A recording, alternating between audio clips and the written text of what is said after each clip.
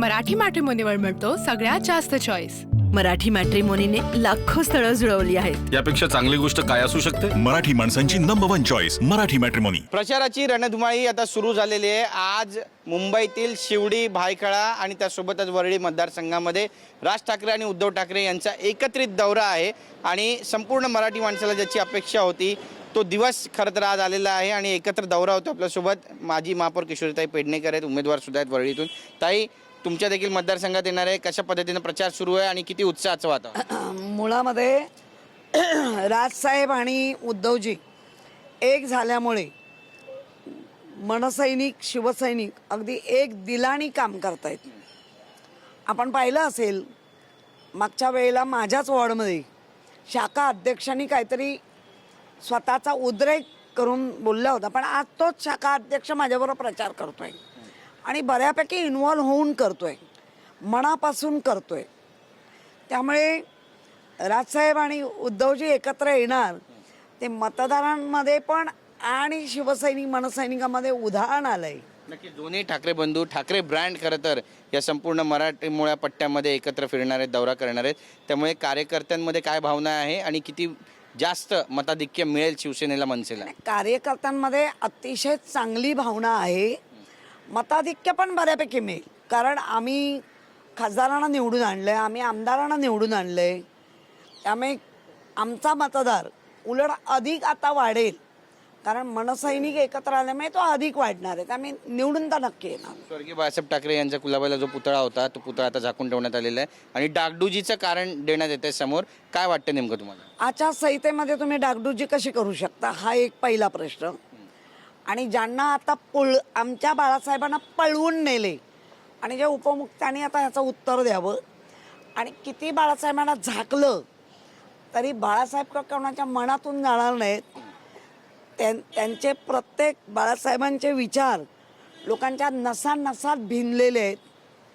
त्यामुळे बाळासाहेब दिसू नये म्हणून जर कोणाचं कारस्थान असेल तर बाळासाहेब 2012ला गेलेत आणि आपण 2012 नंतरही राज्यात आपले आमदार निवडून आणले का? तर बाळासाहेबांचा सुपुत्र आहे या विश्वासावर आणले। त्यामुळे बाळासाहेब आणि उद्धवजी किंवा आता राजजी हे एक समीकरण महाराष्ट्राला बनलेलं आहे। नक्कीच ताई, तुम्ही म्हणताय कट कारस्थान असेल का अशी शंका तुम्ही उपस्थित करताय, कुणाचं नेमकं कट कारस्थान असेल असं तुम्हाला? आता हे बंद कोण करणार? सरकार। बंद कोणी केलंय? झाकलाय कोणी? सरकार।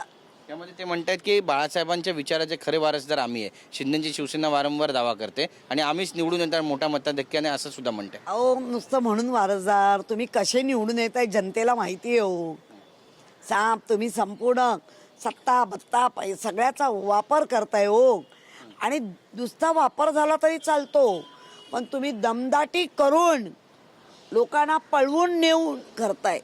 जालन्याच्या सभेमध्ये देवेंद्र फडणवीस यांनी टोला लगावलेला आहे, लाडकी बहीण योजना बंद होणार विरोधक वारंवार म्हणत होते, पण 1 वर्ष झालं ते सुरूच आहे आणि सुरूच राहणार।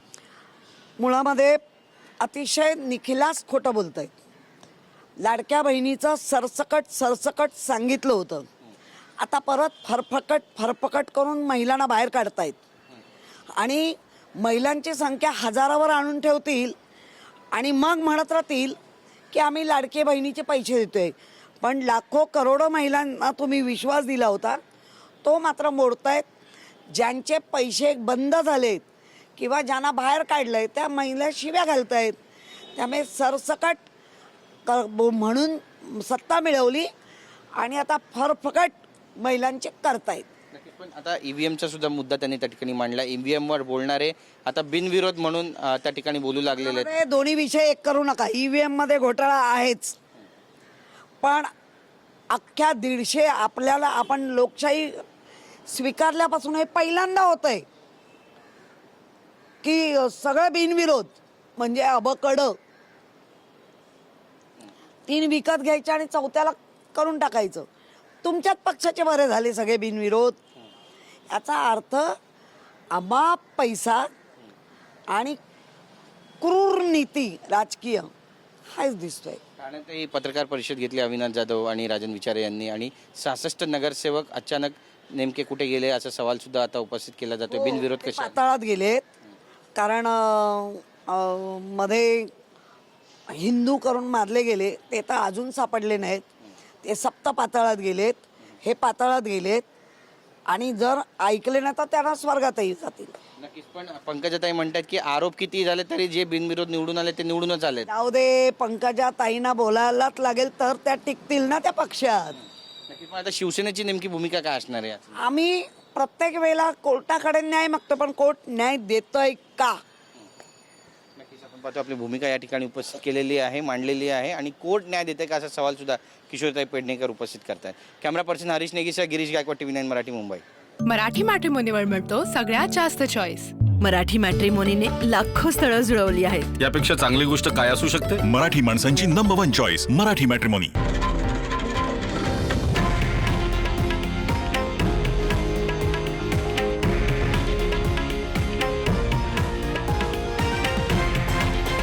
हे आहे देशातील नंबर 1 न्यूज नेटवर्क आणि आपण पाहत आहात TV9 मराठी, एकमेव.